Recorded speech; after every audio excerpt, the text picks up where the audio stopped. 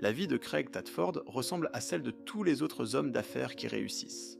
Une belle maison, une belle femme, de l'argent qui rentre régulièrement. À 60 ans, il pense avoir tout ce qu'il faut pour vivre heureux au Nouveau-Mexique, entouré de montagnes et d'arbres, loin du stress des grandes villes. Mais en mai 2025, quelque chose change. Personne ne le sait encore. Personne ne peut le savoir. C'est en début de soirée, quand le téléphone sonne au commissariat du comté. Une voix inquiète. C'est Larry Scott, un ami de Craig.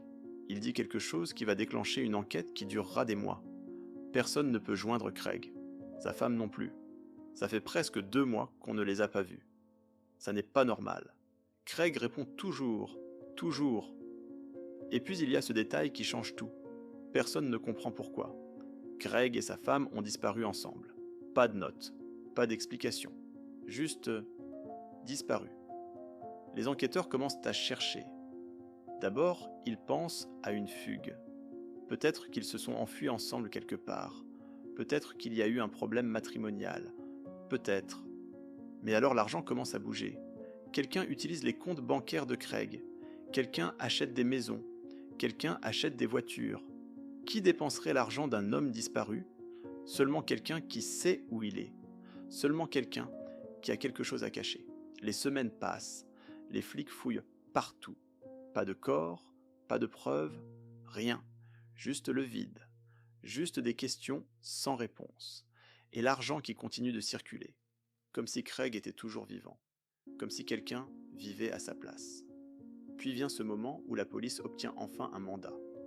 Elle se présente au manoir de Craig avec des papiers officiels et des soupçons. Les portes s'ouvrent, les flics entrent. Et une odeur les frappe immédiatement.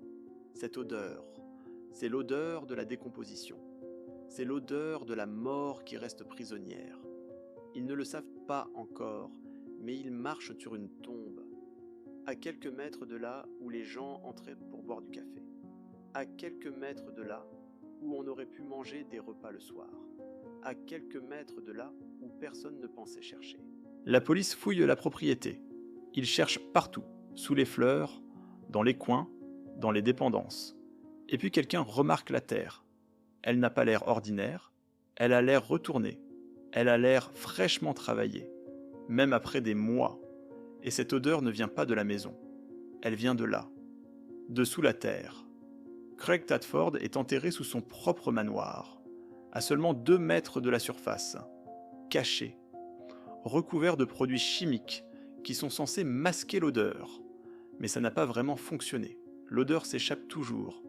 Et maintenant, tout le monde sait, la vérité sort de terre. Mais ce n'est pas fini, car il y a une question encore plus troublante. Qui a pu faire ça? Qui aurait pu vivre dans cette maison en sachant?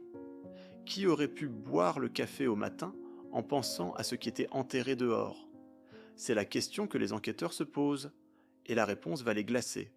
Car il y a une vidéo où quelqu'un avoue, pas complètement, pas vraiment, mais suffisamment. Suffisamment pour que la police comprenne, suffisamment pour que les gens qui connaissaient Craig réalisent la vérité. Et cette vérité, c'est qu'on ne sait jamais vraiment qui vit à côté de nous. On ne sait jamais ce qui se cache derrière une porte fermée. On ne sait jamais ce qu'une personne peut faire quand elle se sent acculée, quand elle se sent menacée, quand elle décide que la seule solution, c'est de disparaître le problème pour toujours. Les flics retrouvent aussi que cet argent qui circulait, des milliers de dollars, utilisés pour acheter des maisons dans d'autres États, pour changer de vie, pour créer une nouvelle identité, comme si rien n'était arrivé, comme si Craig n'avait jamais existé. Mais la terre ne ment pas, et une odeur ne disparaît jamais vraiment. Elle remonte toujours à la surface. Et voilà ce que peu de gens comprennent, c'est que, dans une affaire comme celle-ci, le crime n'est pas le moment du meurtre. Le crime, c'est tout ce qui vient après. C'est de vivre dans cette maison. C'est de dépenser cet argent. C'est de se réveiller chaque matin en sachant. C'est d'aller à l'épicerie, de parler aux voisins, de regarder la télévision, de continuer comme si de rien n'était, pendant que quelques mètres sous vos pieds, quelqu'un attend une découverte qu'on savait inévitable. 3 détectives, plusieurs mois de recherche, et la réponse était enterrée depuis le début, à 2 mètres sous la surface, sous la maison où vivaient les Tadford, la maison où on aurait dû se sentir en sécurité, la maison qui cache le secret le plus noir.